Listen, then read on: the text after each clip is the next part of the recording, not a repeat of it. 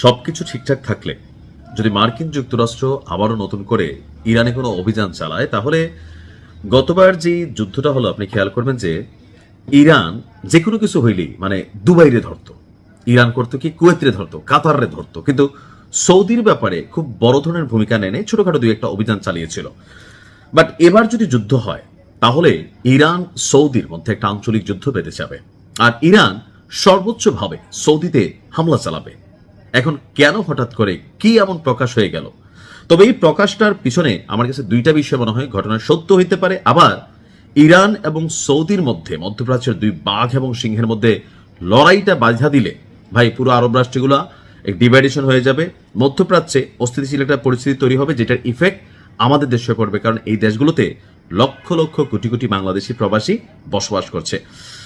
এই রিপোর্টটা যখন প্রকাশিত হলো, আন্তর্জাতিক একটা রিপোর্ট, যে এই প্রথম ধাপের যে যুদ্ধবিরতির আগের যে চলমান যুদ্ধে সৌদি আরবে 2-3টা হামলা চালাইছে ইরান। তো সৌদি আরবে চালাইছে নাকি সৌদি আরবে অবস্থানরত মার্কিন ঘাঁটিগুলোতে চালাইছে? মার্কিন ঘাঁটিগুলোতে, সৌদির কোনো নিজস্ব অ্যাসেট বা এরকম কিছু না, তারা চালায় নাই। এখন এই হামলার পরপরই ইরানে একাধিক গোপন সামরিক হামলা চালিয়েছিল সৌদি আরব।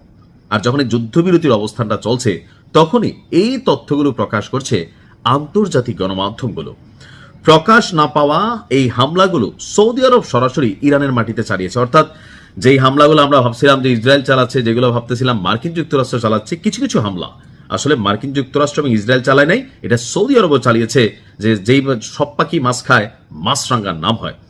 বিশ্লেষকদের এবং রিপোর্টের তথ্য অনুযায়ী আঞ্চলিক প্রতিদ্বন্দ্বী ইরানের বিরুদ্ধে নিজেদের স্বার্থ রক্ষায় সৌদি আরব আগের চেয়ে অনেকটা সাহসী অবস্থান নিয়েছে। আসলে কি সাহসী যদি নিয়ে থাকে, বাটপাইর অবস্থান নিয়েছে। কেন বলছি?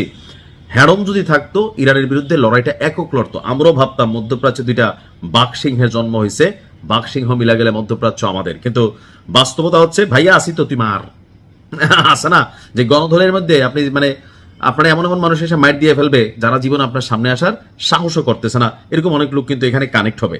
তো এখন সৌদি কি করছে? ওই আমেরিকা এবং ইসরায়েলের ঢাল ব্যবহার করে গোপনে ছদ্মবেশে, দুর্বল রাষ্ট্র তো আসলে এই হামলাগুলো চালাইছে। পশ্চিমারা বলছে মার্চের শেষ দিকে সৌদি বিমান বাহিনী ইরানে অভিযান চালিয়েছিল। সৌদি আরবে হামলার জবাবে পাল্টা হামলা হিসাবে এগুলো চালানো হয়েছিল, তবে গুপসিভাবে। এখন হামলার নির্দিষ্ট কি কোনো লক্ষ্যবস্তু ছিল তা আসলে এখনো প্রকাশিত হয়নি। সৌদি পররাষ্ট্র মন্ত্রণালয়ের এক কর্মকর্তা এই বিষয়টি নিশ্চিত বা অস্বীকারও করেননি। অন্যদিকে ইরানের পররাষ্ট্র মন্ত্রণালয়ও এ বিষয়ে কোনো মন্তব্য করেননি।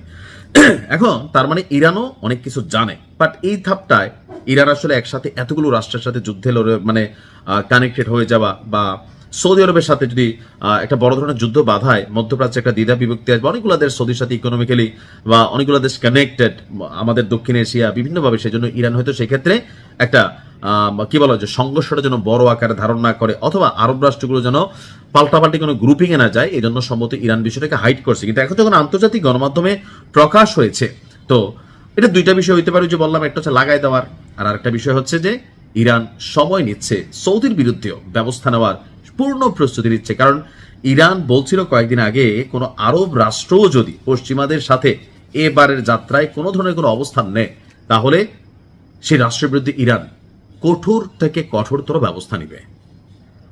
আমার মনে হচ্ছে আগামীতে যুদ্ধটা সৌদি এবং ইরান দিয়ে লাগাই দিবে, যদি রিপোর্ট সত্য হয় আর কি। ভালো থাকুন, আসসালামু আলাইকুম।